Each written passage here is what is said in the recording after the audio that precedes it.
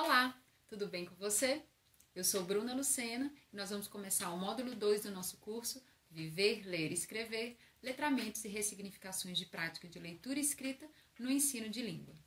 Esse módulo é um módulo muito especial e ele se chama Leitura da Palavra, Silêncio, Escuta e Observação. Esse módulo ele vai presentificar a primeira etapa dessa metodologia criativa que a gente vai viver e experienciar nesse curso. E essa primeira etapa nada mais é do que uma etapa que a gente vai pensar na leitura. A leitura nos contextos escolares e onde mais couber, né? Na leitura informal, na leitura do direcionamento do seu filho, enfim, em como a leitura vai se integrar ao nosso cotidiano escolar. Para a gente começar, eu vou falar um pouco sobre leitura. No caso aqui específico, a gente não vai falar de leitura, mas experiência e vivência de leitura. Qual a diferença disso? Leitura parece um ato abstrato, né? Sem presencialidade, sem alguém que esteja fazendo, né? Esse agente que está lendo, né? Leitura pode ser leitura de várias coisas, né?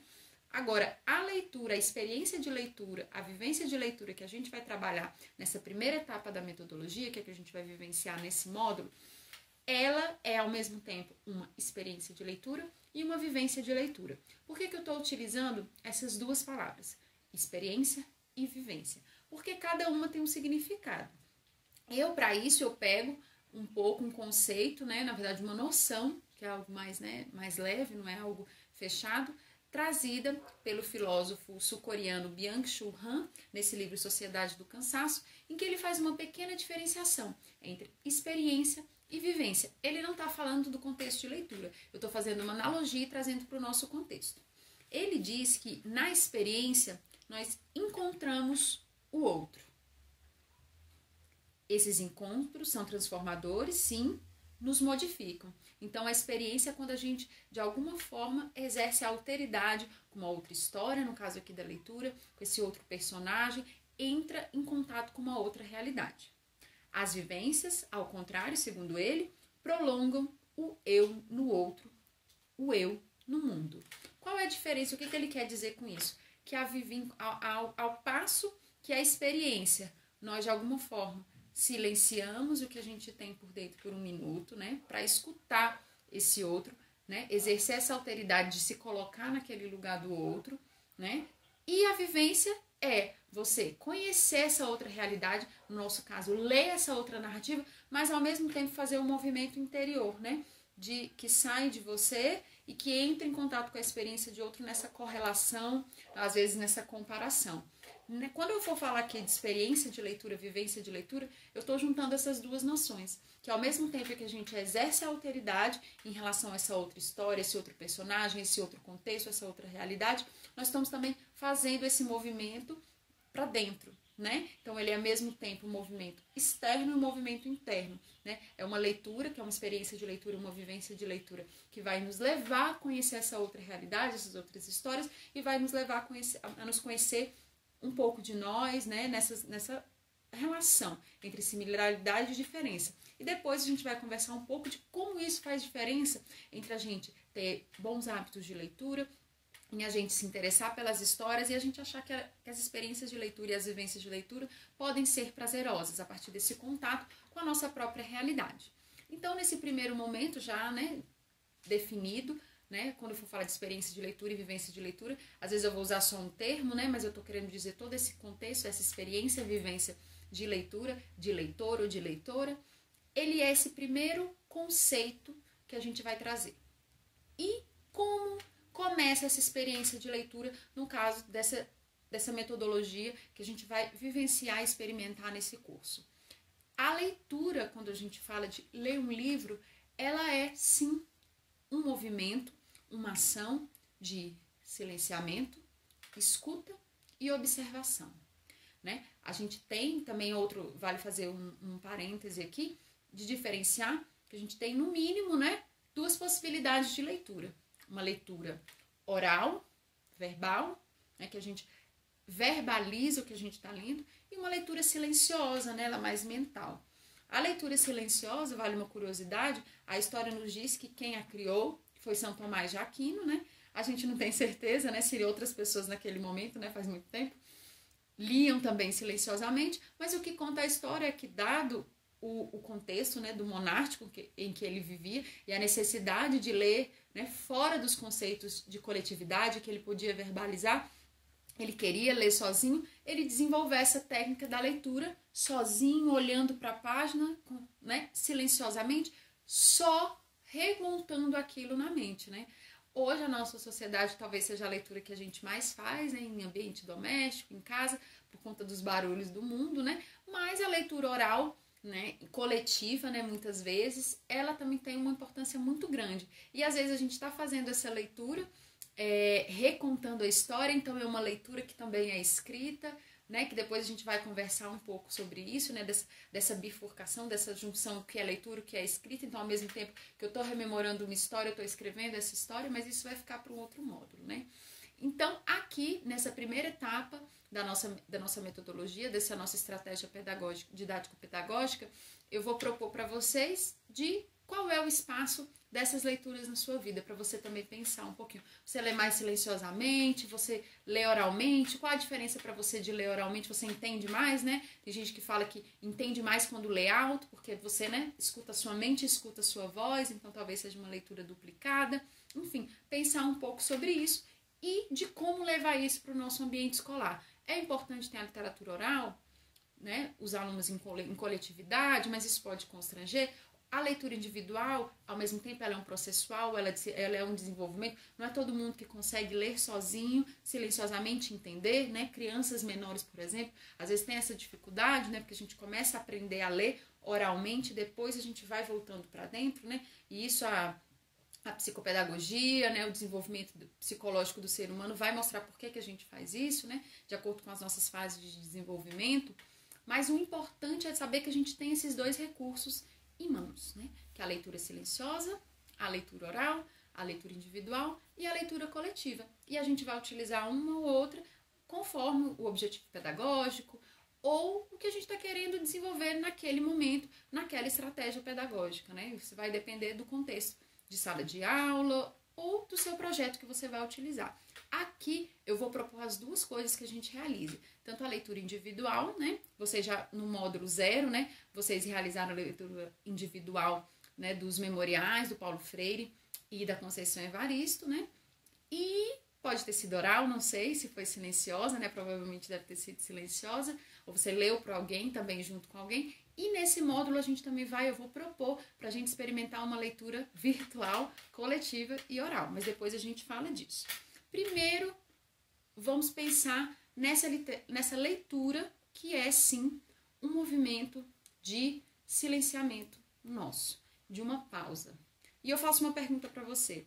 Quanto tempo você consegue pegar um livro, ficar lendo sem nenhuma interrupção, focalizando, dando toda a sua atenção, precisamente uma atenção plena e total para o texto? 5 minutos? 10 minutos? 30 minutos? Eu não sei. Cada um vai ter um tempo que vai gastar com isso, consegue focalizar, e eu diria que isso é um processo, né, que a gente pode ir aumentando. A gente consegue 5 minutos, depois a gente consegue 10 minutos, depois consegue meia hora. No nosso tempo, eu tenho certeza que muitos de vocês, né, eu já escutei de muita gente falando assim: nossa, antigamente eu lia por horas, uma tarde inteira. Hoje em dia, mal consigo ler meia hora. Muito, né? A gente tem muitas distrações, né? É o celular que toca, a gente pega, não consegue ficar sem ver aquela atualização, é alguém que chama. Enfim, são muitos os contextos. Então, eu desafio você a fazer esse teste. Quanto tempo você consegue ficar lendo um texto sem interromper? E sem ter vontade de interromper, né? Quanto tempo você consegue ficar atento àquilo que você lê? Por que isso é importante? A gente tem que saber isso para até quando a gente for ter um termômetro de quando a gente for levar isso para os contextos escolares, né? Então nós mesmos não conseguimos ficar 5 minutos lendo e cobramos do nosso aluno que ele leia uma aula inteira. Será que ele vai conseguir? E mais, né? A gente tem que pensar em como levar isso para a nossa sala de aula, para pensar quanto eu vou desenvolver, porque a gente tem que ensinar. Sim, é um processo que ele é ensinado e que cabe a gente também tentar fazer isso, de aumentar a capacidade de focalização na leitura e depois na escrita também dos nossos estudantes. Então, vamos lá, gente. Hoje a gente vai ler 5 minutos, todos juntos, focalizado individualmente, silenciosamente. Próxima aula, 10 minutos. Ou não, vamos ficar uma semana lendo 5 minutos, outra semana lendo 10 minutos, porque a gente às vezes acha que é algo inato, que o aluno já tem que chegar na nossa sala sabendo, mas não, isso é um processo, é um desenvolvimento, às vezes silencioso, às vezes abstrato que a gente não está vendo, mas que a gente pode sim utilizar a nossa sala de aula para ser um meio que isso brote, né, profícuo, para que a gente contribua para o desenvolvimento até da capacidade de atenção, né, que hoje a gente tem um contexto também social que a gente perdeu muito a nossa capacidade de atenção. Não precisa nem falar por quê, né, gente? A gente sabe, né? Mas que pode ser um desenvolvimento ao a leitura ser o centro da nossa aula e do nosso projeto, né?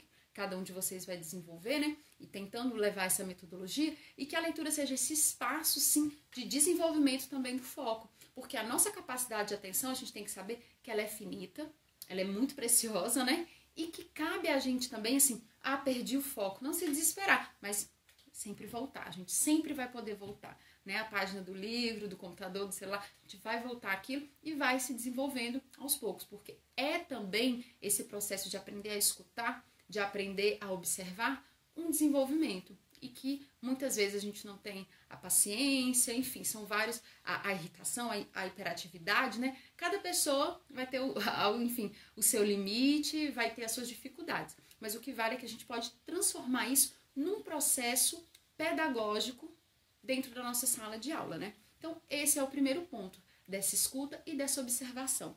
E quando a gente silencia, né, essa leitura silenciosa dentro da gente, a gente se abre para essa alteridade, né, do outro, a gente consegue entrar em contato com essa outra realidade e conhecer essa outra realidade. Então, a literatura também pode ser esse espaço de que a gente propicia essa pluralidade, da gente conhecer essa diferença, da gente conhecer essa diversidade e que deixar que outras narrativas e que a gente conheça também seja um espaço de conhecimento e que a leitura seja esse meio, né? Porque a leitura ela não é um fim, né? É isso, a gente também tem que ficar muito atento, né? Depois a gente vai conversar um pouco mais sobre isso no próximo módulo. A leitura ela não é um fim em si próprio, mas ele é um meio de acesso ao conhecimento. E a gente desenvolver isso em nossa sala de aula e nesse primeiro momento, a gente ter espaços propícios para que isso, a gente está ajudando o nosso aluno de uma forma ampla, né? Que ele vai ter espaço para ele vai desenvolver uma capacidade para ele ter acesso ao mundo, né? Então, nesse primeiro momento, a gente vai se dedicar a essa leitura silenciosa, e aí muitos de vocês, eu tenho certeza que já vão se fazer a pergunta, mas eu já tentei levar para a sala de aula, porque essa é a proposta, uma leitura em sala, né? Na sala de aula, não é uma leitura para que o aluno leia fora da sala de aula, é que a aula tem esse espaço para desenvolvimento dessa capacidade, dessa habilidade. Já tentei, mas os alunos se dispersam, os alunos ficam fazendo outras coisas, eles não se interessam, mas é um momento da gente tentar dirigir essa estratégia. O que eu acredito, qual é a minha concepção para que isso funcione, né? E o que eu tenho observado, e o que eu tenho lido, e o que eu tenho tentado também teorizar. Se a gente quer que a nossa sala de aula, eu acredito que você só vai conseguir, nós só conseguimos fazer que a nossa sala de aula seja esse espaço onde a gente consiga realizar efetivamente uma leitura atenta, plena e com foco, se a nossa sala de aula for sim um espaço democrático. O que eu quero dizer com isso? Se o estudante ele tem certeza que a sala de aula é um espaço em que ele pode falar, em que nesse momento ele vai ler.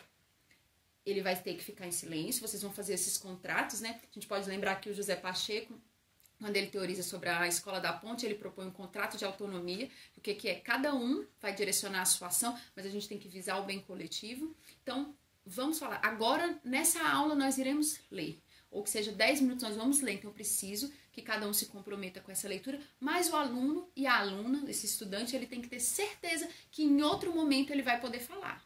E que esse espaço vai ser dele de direito e que ele vai ter responsabilidade por esse momento de silêncio e depois, consequentemente, ele vai ter direito a esse espaço de fala. Quando você assegura esse ambiente democrático, em que o aluno tem certeza que depois, agora, ele vai ter essa escuta respeitosa, né? Porque ele tem que ter esse respeito para que todos possam ler silenciosamente, por exemplo, se for essa a sua decisão. Ou mesmo que forem ler o texto junto, verbalizado, mas que, enfim, tem que ser silenciado. Se esse momento ele vai contribuir para que isso aconteça, de alguma forma tem que ser assegurado que depois ele vai poder falar. Ele não precisa ficar, não, eu tenho que falar porque, né, tem até uma... Hoje nós vivemos um tempo também em que, e eu falo isso não é nem porque eu vejo nos alunos, né, eu vejo isso comigo mesma, né? Alguém tá falando alguma coisa, você já tá, peraí, mas isso e aquilo, a gente já faz perguntas antes de que a outra pessoa explique, né? E isso acontece também na nossa sala de aula por conta dessa nossa ansiedade mesmo, de querer entender, de querer fazer as coisas, né? Mas se você... Vamos fazer um trato com os nossos alunos, falar assim, olha, agora a gente vai ler, porque depois todo mundo, e aí você tem que assegurar isso, vai falar o que pensa sobre isso. Ou se tem relação com a vida, ou se tem relação com o filme, com a música, mas tem que assegurar esse espaço, porque se esse estudante tiver certeza, isso eu acredito, e eu que a experiência tem me mostrado, né? Se ele tiver certeza que esse espaço é democrático e ele se sentir responsável pela construção e pela manutenção desse espaço de fala, e que ele tem lugar de fala e que a fala dele é importante, que isso é uma outra coisa que a gente vai falar depois, né? Quando a gente for tratar da fala, né? Nesse processo de leitura e de escrita, que tem a fala também, a fala está entremeada a isso, de como isso é importante, né? E essa vivência, né, que eu tô propondo para vocês nesse módulo, né, de a gente exercer a escuta, exercer a observação, que é esse primeiro momento, né, que a gente vai se debruçar. O que vai guiar a gente nesse primeiro módulo é a leitura desse livro, né, que eu quero convidar vocês a ler esse livro, Cartas para Minha Mãe, né, da Teresa Cárdenas. Eu não vou dar spoiler nenhum para vocês agora, vou só tentar entusiasmá-los e entusiasmá-las a ler esse livro. Primeiro, você tem opções de ler esse livro. Você pode ler aí na sua casa, eu estou enviando para você o link para vocês lerem ele online, né? Que agora, enfim, com todo esse contexto, a gente é difícil, xerox, ou comprar o livro, né? Mas vale muito a pena, gente, vocês depois adquirirem esse livro físico, porque, né, a Teresa Cárdenas, né, que foi quem escreveu esse livro, é uma autora viva, é uma mulher, uma professora como nós, e que eu acho que é uma reverência e uma honra a gente comprar um livro dela, né? E a gente está contribuindo para essa roda mesmo da cultura mesmo, e da literatura e da arte, né? Então, ela publica esse livro a primeira vez, por incrível que pareça. Ela é uma escritora cubana, né? Afro-cubana, mas ela publica primeiro em inglês em 1997, por conta, né, gente, a gente sabe da situação de Cuba, né, que é um país maravilhoso, mas tem uma situação geopolítica, né, que às vezes não contribui para a disseminação da cultura em outros países, né, então ela publica primeiro nos Estados Unidos, e ela tem, o título original desse livro era, na verdade, Cartas al Cielo, né, Cartas ao Céu. E por que Cartas ao Céu vira Cartas para Minha Mãe? A editora americana achava Cartas ao Céu um título muito religioso, que poderia o leitor ter uma outra ideia, né? E sugerem, e a Teresa Cárdenas acata, a mudança para Cartas para Minha Mãe. E depois ele é até publicado em espanhol, Cartas a Mi Mamá, enfim. Não, Cartas a Cielo só foi publicado pequenininho, né? Em Cuba, mas a primeira publicação, assim, a impressão mesmo do livro, em 96, aí já acontece em 98, né? Muda-se o título e fica Cartas à Minha Mãe. Depois que vocês lerem, né, vocês vão entender a importância do Cartas ao Céu, o significado que tem, e o Cartas à Minha Mãe, e que cada um tem um sentido, e que você vai entender de uma forma, né? Eu, especialmente, eu gosto muito do título original, Cartas ao Céu, porque é isso, né? São cartas que são dirigidas a alguém, eu não estou dando spoiler nenhum, porque é na primeira página, a essa mãe que faleceu, e de uma menina, né, que dos 8 aos 15 anos vai remeter cartas a essa mãe, que, né, por já ter falecido, são cartas enviadas a quem nunca vai responder essas cartas, né? Então, essa ideia de que são cartas mandadas, mas não serão cartas respondidas, né? E de como a escrita funciona também para ela como esse lugar de libertação e de cura, que depois, quando vocês lerem, a gente vai conversar exatamente sobre isso, né? Então, convido a vocês a ler esse livro, e convido especialmente para que vocês, nessa quarta-feira, às 15 horas, eu vou enviar os dados da reunião, que a gente leia virtualmente, mas juntas e juntos esse livro. Vamos fazer uma reunião também no Google Meet, tá? Que eu vou enviar os dados, as informações desse vídeo, para que a gente abra uma sala e que a gente leia oralmente, conjuntamente. Gente, ele é muito pequenininho, a gente vai demorar no máximo 1h30, tá? Eu acho que nem isso. E que eu acho que eu já fiz isso em outros contextos. É uma experiência, embora assim soe estranho, né? Mas a gente está tentando ressignificar tudo. Mas é uma experiência muito produtiva e que eu tenho certeza que vocês vão gostar. Para quem, gente, quer ler um pouco mais sobre essa questão da escuta e da importância da escuta e principalmente da dificuldade que a gente tem que escutar na nossa sociedade, eu indico o texto do Rubem Alves, Escutatória, né? Esse pedagogo muito importante, e que ele, na verdade, é um ensaio, não tem pretensões teóricas, mas que é um texto que pode ser muito elucidativo e importante para você entender esses processos de escuta, principalmente no nosso contexto social, e tentar levar para a sua compreensão da leitura como esse momento também, e da gente ajudar os nossos estudantes e as nossas estudantes a desenvolver a escuta, né? Só para finalizar, eu quero reforçar essa ideia de que ter um espaço para a observação e a escuta, que é algo já tão difícil na nossa sociedade, é o que possibilita a instauração de uma democracia nas nossas salas de aulas. E falar em democracia nesse momento é algo muito, muito importante. E para isso, eu também tenho, não posso deixar de indicar, né, esse livro da Bell Hooks, né? Quem já fez curso comigo, com certeza já leu alguma coisa, e a gente vai ler uma parte dele mais em um outro momento, mas eu indico toda a leitura da Bell Hooks, porque ela nos provoca ele se chama Educação como Ensinando a Transgredir, a Educação como Prática da Liberdade. Elas nos provoca a construir espaços democráticos de acolhimento e de libertação em nossas salas de aula. Então, agora eu quero convidar vocês a escutarem só mais um pouquinho que eu tenho a dizer, que a gente tem uma dica de leitura muito especial, tá? Grande abraço e até a próxima! Dica de leitura da Léo e Bruna! Oi, gente! Pra quem ainda não me conhece, eu me chamo Eleonora. Hoje, aproveitando esse clima oriental, eu quero indicar 4 livros com a minha mãe. O primeiro livro que eu quero indicar é esse livro aqui, ó, Yumi, que é um livro que eu acho lindo, as ilustrações são muito fofinhas e ele é um livro muito divertido. Achei ele muito legal mesmo. E também quero indicar A Geisha e o Panda Vermelho, que é um livro que eu acho lindo, que fala sobre amizade pela música. É da Fernanda Takai, que tem uma banda chamada Patufu e tem um disco que eu gosto muito, música de brinquedo, que você também pode ouvir. É muito bonita as ilustrações, eu vou até mostrar uma aqui pra vocês. Olha só, que bonitinhas. São muito lindas essas ilustrações e eu gosto muito desse livro, então fica a dica.